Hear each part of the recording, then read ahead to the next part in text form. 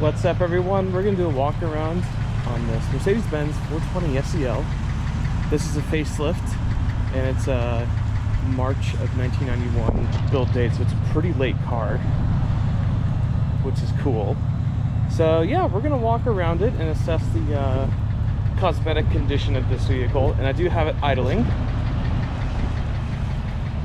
And the cooling system seems to be in very good shape. It's a nice cool day today, but it's sitting right at 80 degrees Celsius, which is where 126 should sit. So it's very nice. So let's start at the front. The car does have paint work throughout, and it's a pretty decent paint job actually. And I do like how they painted the lower cladding there. So that's very pleasant. That would have been I think a kind of brown or dark gray from the factory. But the headlights are in really nice shape. The doors are new, they have been replaced. The bright works in very good condition, same with the grille. You can see the paint condition here. You get some marks in here. You'll have some clear coat issues there. Looks like probably some bird poop that got on there when it was hot outside and went through the clear coat. Or it could be old sap, I'm not sure, but it is damaged. Just wanted to point that out. You've got some little scrapes there. Yeah, normal wear and tear. See some paint flaked off the front. Little ding right there. Really, transparency is key on this car, so I'm gonna get into the nitty-gritty of it just so people know exactly what they're getting. We do have older tires up front. They are Michelin, looks like Energies. They are 2005 date codes, which line up with the service books, especially with the tread wear.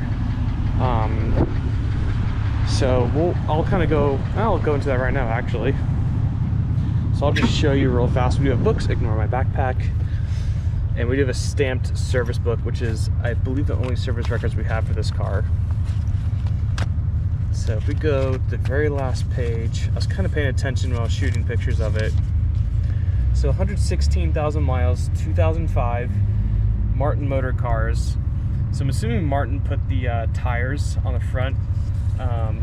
They don't exist anymore, but they were kind of like one of the premier Mercedes-Benz shops here in Atlanta. So seeing Martin service records on there is kind of a really cool big deal. And I'm assuming they put the tires around 116,000 miles. The car's reading, I think, 142. So it being a Michelin. There. Hang on 1 second. Sorry about that, guys. Got interrupted by that lady there who wanted to come over and compliment the car, actually. So that's kind of cool. But anyways, yeah, the tires line up with the date code, same with the wear. So I've been sitting for a while, as far as I know. So everything kind of lines up. Let's see here. What else? Some marks there. I mean, you'll see everything in the gallery, but all the lines, body lines kind of line up. It's actually a pretty solid car exterior wise. Gas cap looks nice. These cars sit for a long time. They'll get fuel issues and these will corrode. But you do have window tint, this being a Georgia and a Florida car. It's kind of essential. That's why the interiors are in such decent shape. Again, here's some scrapes here and some clear coat issues. I think you can also see some clear coat issues right here too. Let's see, what else? Tires on the rear are new. The Michelin Premier AS's. So that's really nice to see. Yeah, these got aluminum deck lids. So that's always very, very cool. And you can kind of hear a little bit of tick here. So we're going to go into the engine bay. I want to, again, disclose everything. I believe, I'm a 117 enthusiast. I've worked on these cars and engines.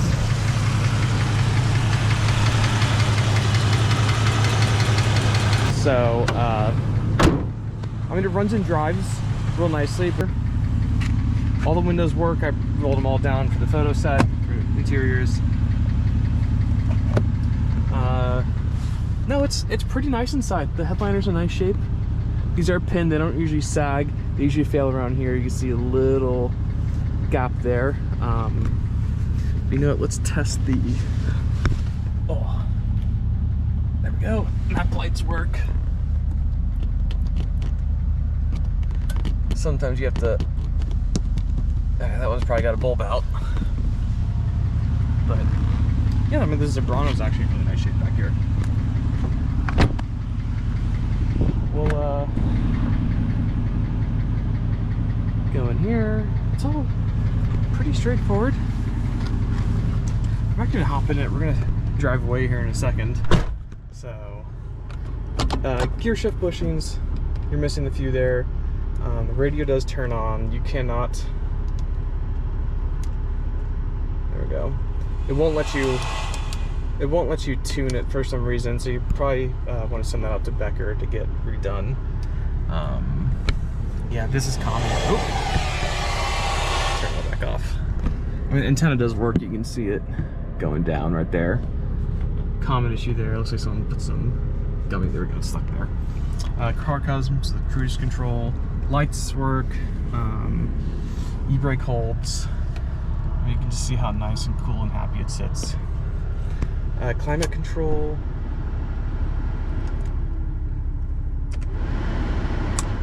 Put on low. Don't know if the AC compressor kicks on. We'll find out here in a second. But the seats do work.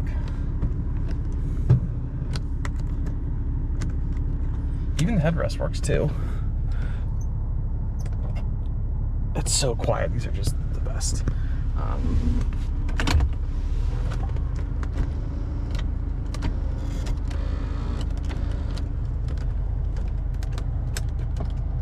Yep, everything works. That about sums up the interior.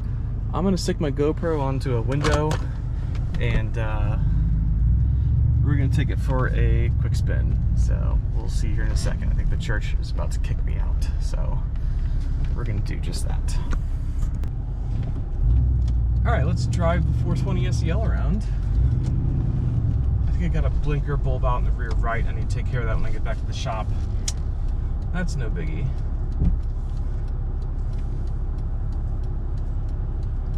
Engine mounts actually feel really good. The car idles extremely smooth.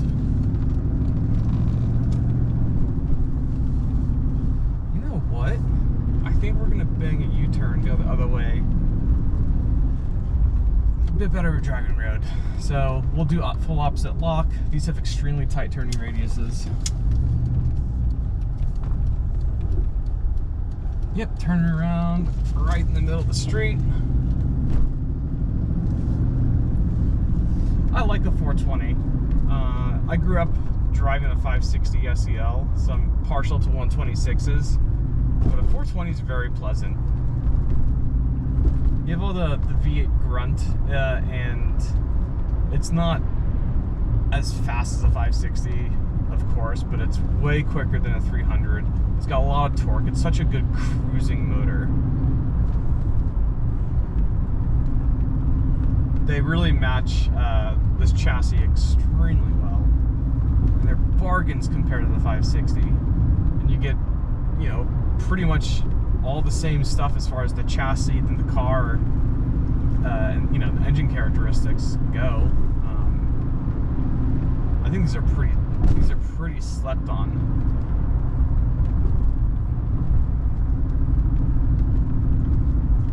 I have a telescopic steering wheel, which, there we go. Telescopic steering wheel does work.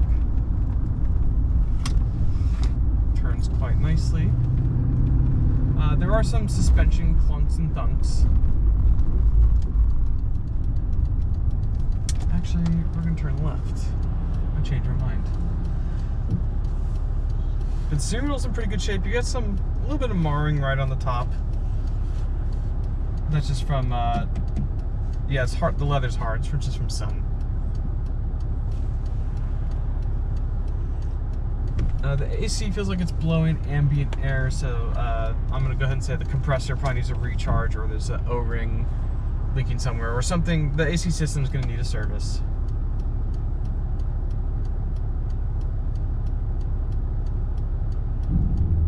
Oh, perfect time. It just started raining.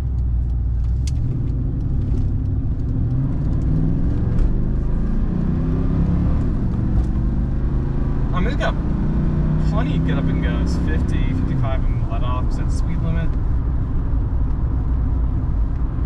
It's actually a lot quicker than the last 420 I drove. Quite impressed with it.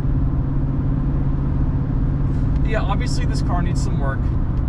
Whoever this goes to is, you know, probably handy with a wrench, and that's probably the correct owner for the car, someone who knows how to work on these. Oh, windshield wipers are in good shape. That's nice.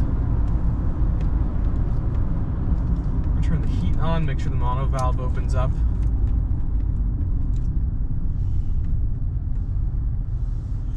That power mirror does work. I did check. It goes up, down, left, right. Sunroof works, of course. I shot video of that. Seats are extremely comfortable. The facelift 126s are my favorite. They're just built so much sturdier than the earlier ones. I like an early one, but the later ones are just where it's at. The car does have original glass throughout, except for the windshield. Windshield's been replaced, which isn't a bad thing. They're pretty sandblasted at this point with the age and miles on them. The car tracks straight down the road, does not need alignment.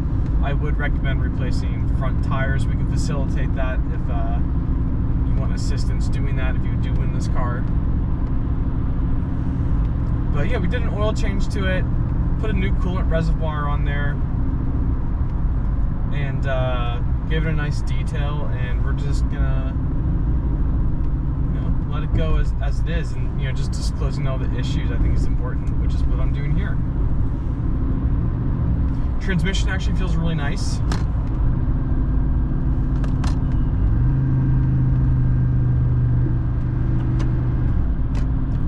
Needs a shifter bushing or two, but that's $1 worth of parts pretty much, and about 30 minutes of your time. Steering box is actually really tight.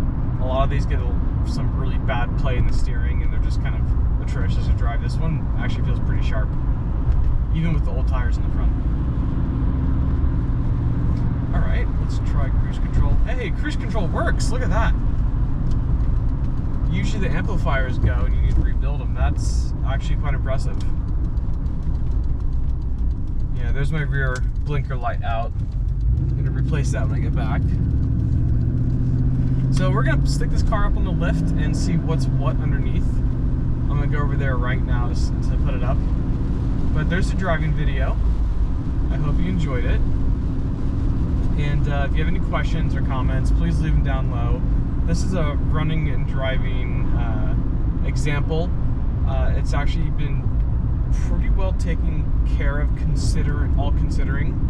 And this is a good car where you can buy it and you can fix one system at a time while also enjoying it. So park it on the weekends, you know, fix one thing, bolt it all backed up together, and then you know, continue driving through the weekday, do the other, you know, the next system on the next weekend. That's what I usually do with my classic Mercedes, and this one's probably no different. So there we are.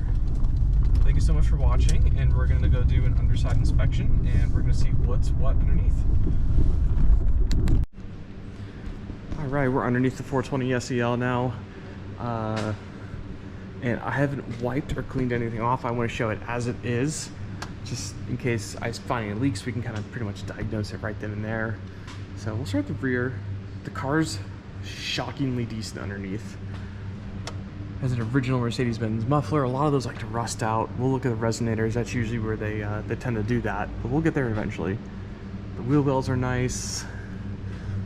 126s don't tend to really rust. They have really good protection from the factory. That looks like a newer line going to one of the fuel pumps. There's 2 fuel pumps on a 126. Got a fuel filter there, so that's nice to see. Someone's been in here at some point recently. Brake lines are kind of old, but it looks like someone's got a new cap on there, so the brakes have been bled at some point. The boots aren't cracked or flinging grease. The big old beefy differential. Usually these are way fuzzier, so it's actually kind of nice to see. Yeah, brake lines are kind of old. get some good brake pads left on there. Yeah, some pad material. It's a little less than half left. Let's see if I can. I don't know. Yep, there you go. You can kind of see there's a little bit of a lip on there, but that's about 0.5 millimeter. So the rear brake rotors actually look pretty good. I mean, then again, all the parts are really cheap on these cars, which is a common misconception. A lot of people think that they're going to be expensive. Yeah, these look about similar life in the rear too. So they're still good enough. Look like original springs to me. Yep. Ooh, flex disc has been done. And I see a made in Germany part, so that's nice. And it still has the cadmium plated bolts. Usually these kits come with nickel plated, so someone reused the old hardware or bought an older kit that still had the cad plated. I like the cad plated over the nickel, looks correct, and original Mercedes hardware is basically superior to anything else being made today.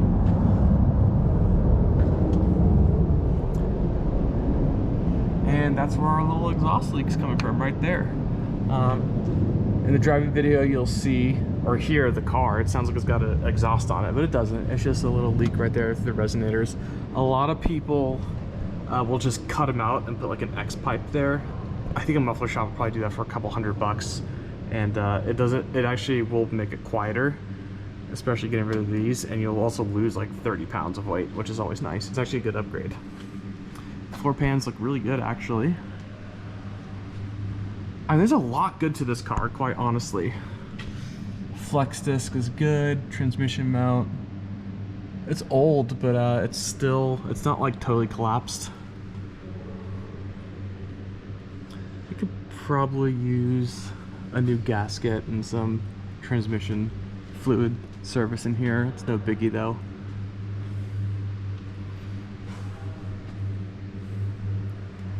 Tie rods are old, but they're not ripped. Center drag link, same thing.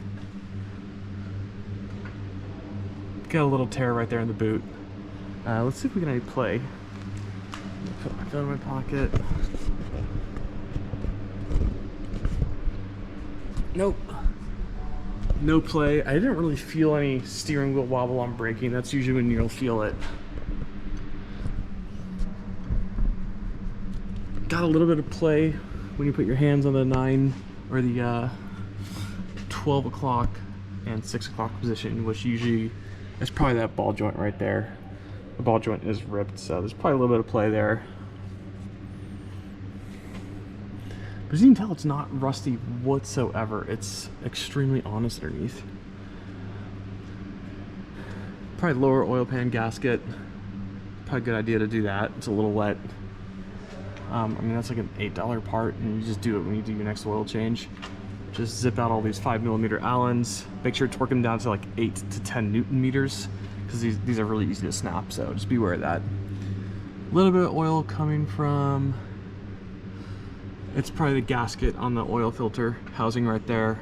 Again, look how easy it is to get to. So that's easy to do. I see a new alternator. Also, let's check the rear of the head. I see 0 oil leaks, so the head gaskets are good on here. On this side, yep, head gasket looks good. A little oily up top. I think it's probably like an old valve cover. Transcooler lines, a little wet. I mean, those are easy to replace. They're like $9 each. You can still get those. That one looks okay, but it's just old. And yeah, ball joint torn right there.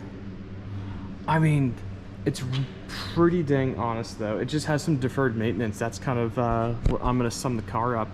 That's kind of the zeitgeist of the vehicle.